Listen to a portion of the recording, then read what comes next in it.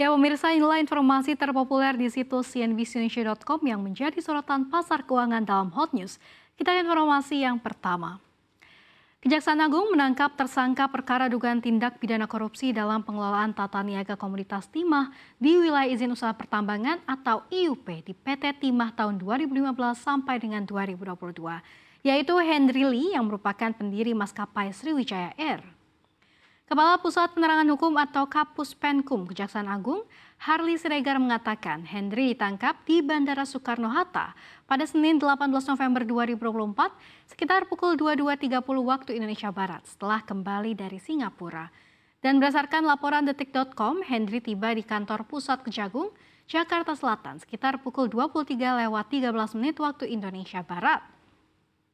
Ex-bos Sriwijaya Air Henry Lee diketahui merupakan pihak swasta dalam kasus tersebut, yakni selaku beneficiary owner dari PT Tinindo Internusa atau PT TIN.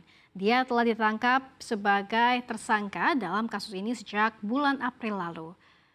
Henry mangkir setiap kali Kejagung menjadwalkan pemanggilan, di mana Henry selama ini berdalih masih berada di Singapura untuk berobat, sehingga tak dapat memenuhi panggilan penyidik.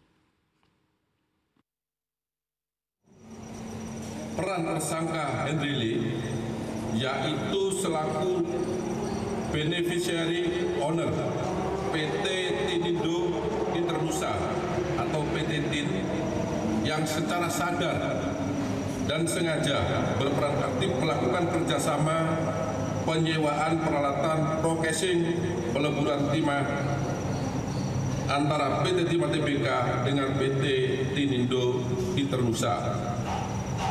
Yang penerimaan biji timahnya bersumber dari CV BPR dan CV SMS yang sengaja dibentuk sebagai perusahaan untuk menerima biji timah yang bersumber dari kegiatan penambangan timah ilegal. Ya, beralih ke informasi terpopuler dari mancanegara, Presiden Amerika Serikat Joe Biden telah mengizinkan Ukraina menggunakan rudal jarak jauh Washington untuk menyerang target militer di dalam wilayah Rusia.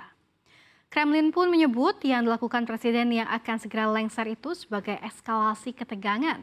Pejabat Rusia menegaskan keputusan AS adalah kesalahan dan ini mempertaruhkan Perang Dunia Ketiga. Sebelumnya pada September lalu, Presiden Rusia Vladimir Putin juga sudah memberikan peringatan bahwa jika Ukraina berani menyerang Rusia dengan rudal jarak jauh, Moskow akan mengambil keputusan yang tepat berdasarkan ancaman itu. Di sisi lain, China memberi peringatan agar semua pihak mendinginkan situasi dalam sebuah pernyataan terbaru.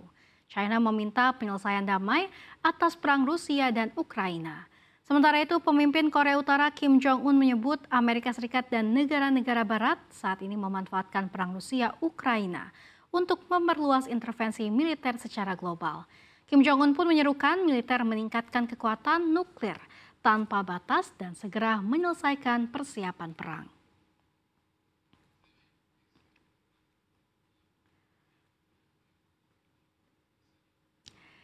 Ya, jet tempur salah satu anggota NATO, Polandia, diarahkan mendekat ke perbatasan antar negara itu dengan Ukraina pada Minggu 17 November. Hal ini terjadi saat Rusia masih terus menggempur Ukraina. Dalam laporan Newsweek, Warsawa menyebut aksinya dilakukan karena serangan besar-besaran Moskow ke Ukraina yang juga melumpuhkan fasilitas energi negara itu.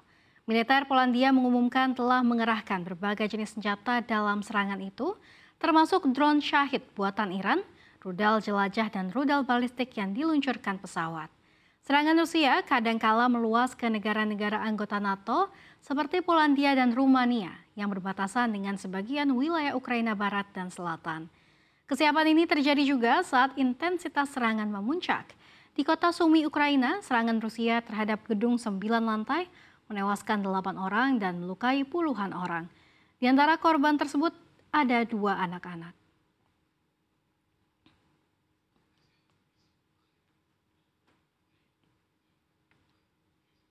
Ya, dan kita beralih ke hot news yang terakhir, di mana penusukan dengan pisau dapur mematikan terjadi di New York, Amerika Serikat, Senin waktu setempat. 2 orang tewas sementara 1 orang kini kritis.